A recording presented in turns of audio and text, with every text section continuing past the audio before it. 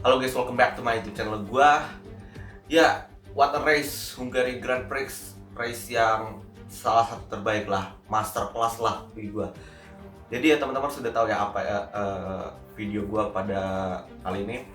Jadi teman-teman sudah melihat di thumbnail-nya atau di deskripsinya. Jadi di video kali ini gue ingin eh, bahas bareng-bareng sekaligus analisis bareng-bareng terkait drama-drama yang terjadi di Hungary Grand Prix kemarin.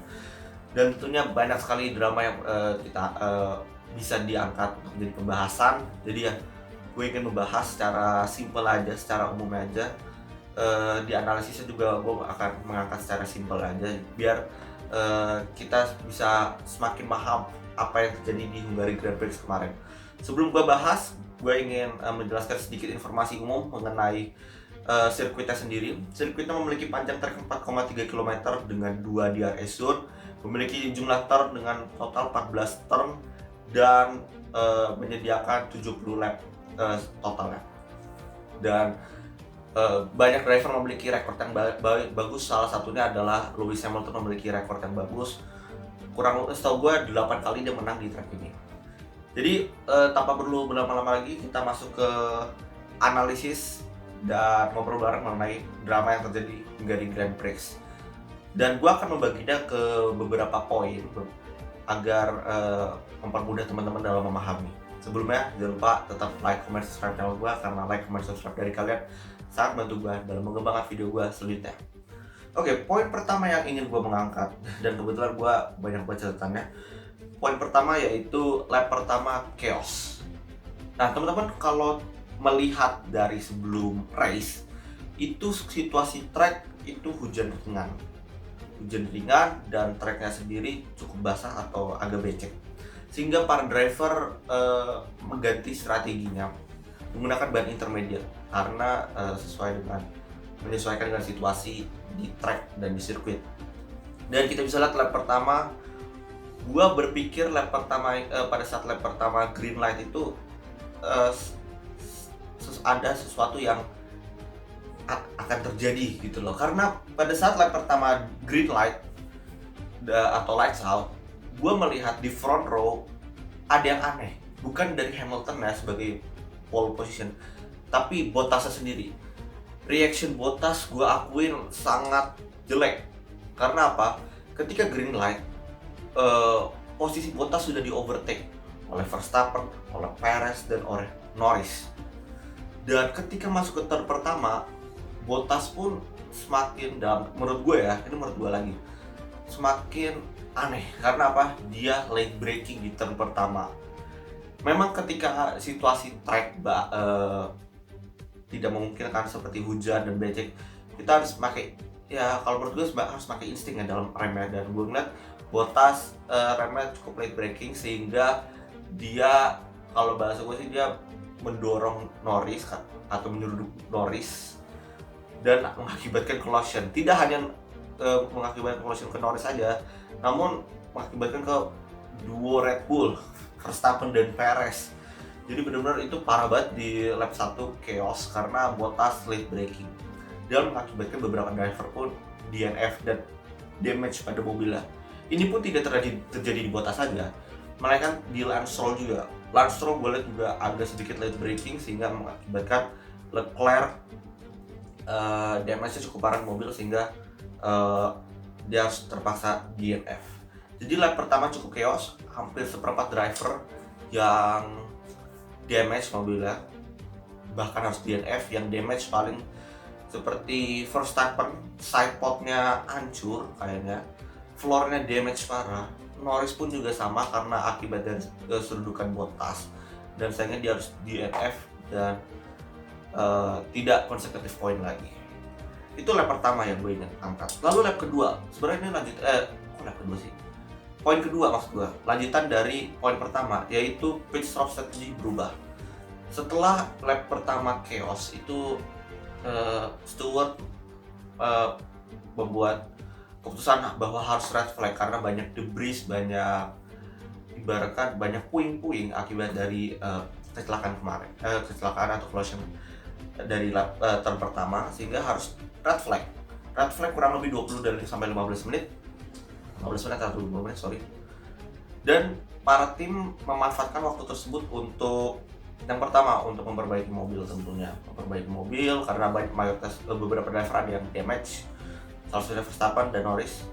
Lalu banyak tim juga menganalisis strategi apa yang digunakan karena memang pada saat periode red flag itu situasi sudah berganti.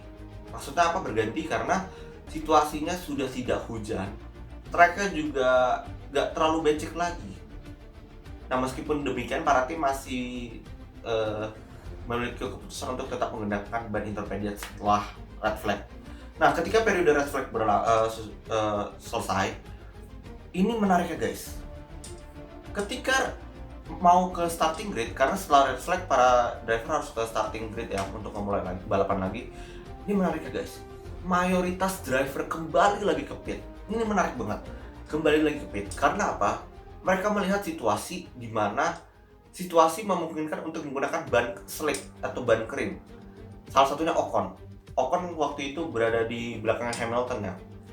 Itu berpikir bahwa dia harus pakai ban slick, dan itu pun berdampak ke driver yang lain. Akhirnya Ocon sampai driver ke belakangnya itu ke pit untuk ganti ban slick. Kecuali satu, Hamilton tetap bergas ke starting grid dan memulai secara sendirian guys. Itu salah satu momen teraneh di F1 ya, dia sendirian di starting grid, sedangkan yang lainnya ganti ban dulu dari intermediate ke mayoritas ke ban medium untuk mulainya di pit lane start. Dan akhirnya pun green light jalan, Hamilton tetap berada di P1, sedangkan P2 nya sempat Russell karena memang dia pit box-nya berada di paling akhir, paling pojok. Jadi dia mengambil P2 belakangnya Ocon dan Vettel.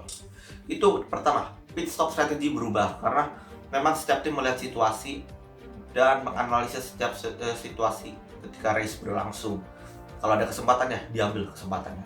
Itu yang kedua, poin kedua. Lalu yang ketiga, hammer time. Di Hungary ini terjadi hammer time di mana setelah balapan dimulai kembali, kita melihat bahwa tadi gue udah menyinggung sebelumnya bahwa Hamilton menggunakan ban intermediate, masih menggunakan ban intermediate, sedangkan yang lain menggunakan ban medium. Nah, karena Hamilton melihat bahwa situasi tracknya sudah memadai untuk menggunakan ban slick, dia akhirnya ke pit box berganti ban hard. Dia ganti ban hard, secara otomatis dari P1 dia mundur ke posisi paling belakang. Namun gua akuin Hamilton cukup masterclass comeback-nya. Mercedes oke banget strateginya.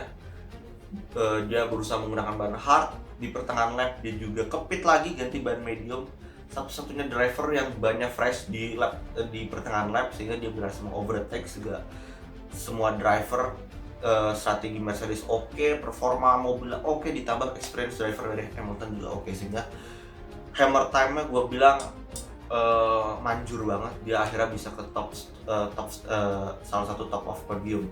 Dia berada di P3 ya, setahu gue ya, dia berada di P3 podium. Itu ya bisa dibilang dia salah satu of the driver of the day ya.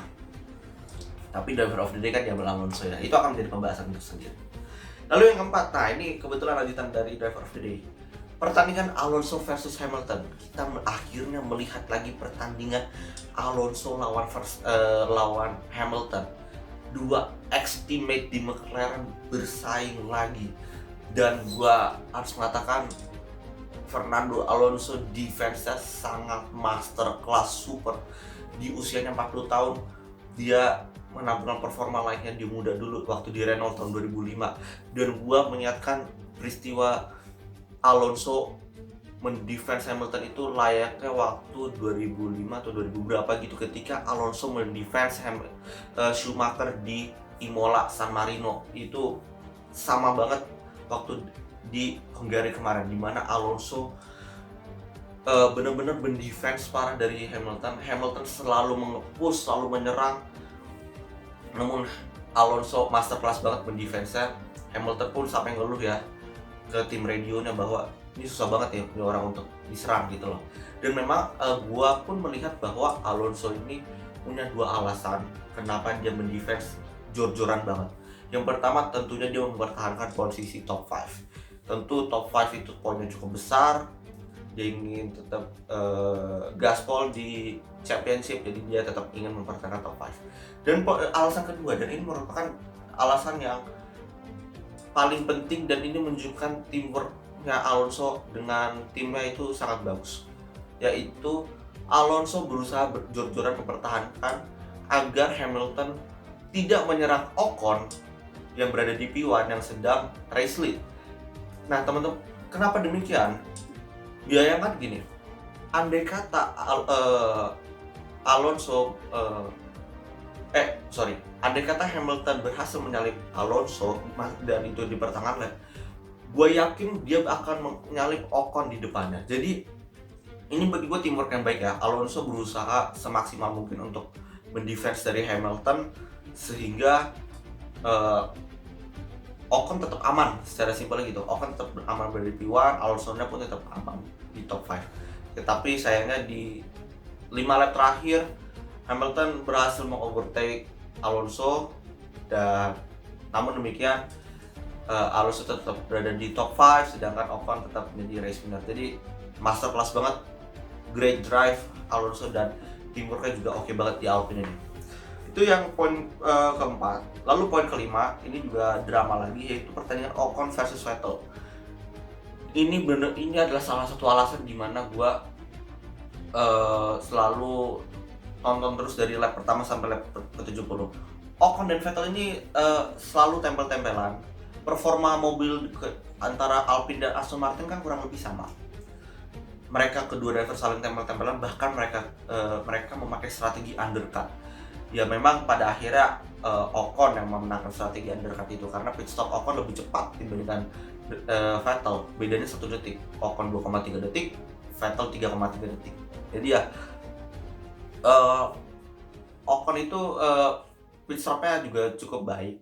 Dan meskipun demikian, meskipun Ocon-nya pit stopnya baik, Vettel masih tetap bisa menempel. Kurang lebih marginnya 0,8 ya, tapi sayangnya Vettel tidak bisa mengovertake Ocon. Namun meskipun demikian Vettel tetap berada di P2 sedangkan Ocon menjadi race winner. Jadi dramanya tidak hanya terjadi di Alonso versus Hamilton aja, tapi Ocon versus Vettel. Itu di poin kelima. Lalu poin keenam ini menjadi